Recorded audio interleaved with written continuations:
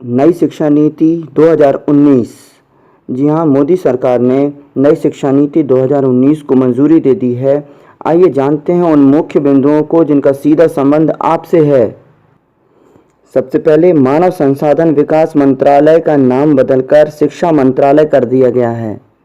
स्कूली शिक्षा में 10+2 के फार्मूले को पूरी तरह से खत्म कर दिया गया है और एक नया फॉर्मेट 5+3+3+4 फॉर्मेट लॉन्च किया गया है। आइए जानते हैं क्या है यह नया फॉर्मेट। 5+3+3+4 फॉर्मेट में 5 का मतलब है कि अब स्कूल के पहले 5 साल में प्री प्राइमरी स्कूल के 3 साल और क्लास 1 और क्लास 2 को शामिल किया गया है। ये 5 साल हैं फंडामेंटल स्टेज। फिर 3 का मतलब है कि अगले 3 साल क्लास 3, क्लास 4 और क्लास 5 में पढ़ेगा। आज फिर +3 का मतलब है कि फिर 3 साल क्लास 6, क्लास 7 और क्लास 8 में अध्ययन करेगा। +4 का मतलब है क्लास 9, क्लास 10, क्लास 11 और क्लास 12। अब आप सोच रहे होंगे कि यही तो अभी भी चलता आ रहा है क्लास 1 टू क्लास 12 तक, और हम KG1, KG2 नर्सरी तो पढ़ा ही रहे हैं। फिर फ़र्क क्या है? फ़र्क क्या है इसको अब समझते हैं। पहले प्री प्राइमरी स्कूल को औपचारिक शिक्षा नहीं माना जाता था। क्लास 1 से औपचारिक शिक्षा शुरू होती थी, लेकिन अब प्री प्राइमरी स्कूल के 3 साल को औपचारिक शिक्षा में शामिल कर लिया गया है। अब सभी स्टूडेंट क्लास 3, क्लास 5 और क्लास 8 में परीक्षा देंगे।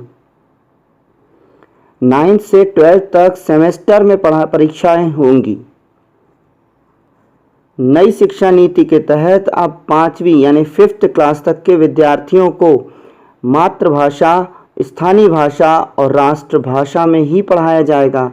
बाकी विषय चाहे वो इंग्लिश ही क्यों ना हो, एक सब्जेक्ट के तौर पर पढ़ाया जाएगा।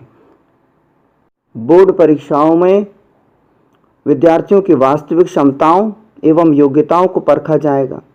बोर्ड परीक्षा में मुख्य जोर ज्ञान के परीक्षण पर होगा ताकि छात्रों में रटने की प्रवृत्ति खत्म हो।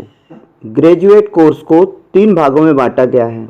एक है सर्टिफिकेट कोर्स 1 साल का, डिप्लोमा 2 साल का और डिग्री कोर्स 3 व 4 साल के रखे गए हैं।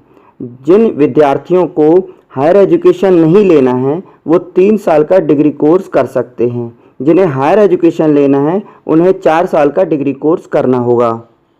उच्च शिक्षा यानी कि कॉलेज एजुकेशन में मल्टीपल एंट्री और एग्जिट सिस्टम लागू किया गया है, जिसमें पहले साल के बाद सर्टिफिकेट दिया जाएगा, 2 साल के बाद डिप्लोमा और तीसरे और चौथे साल के बाद डिग्री दी जाएगी।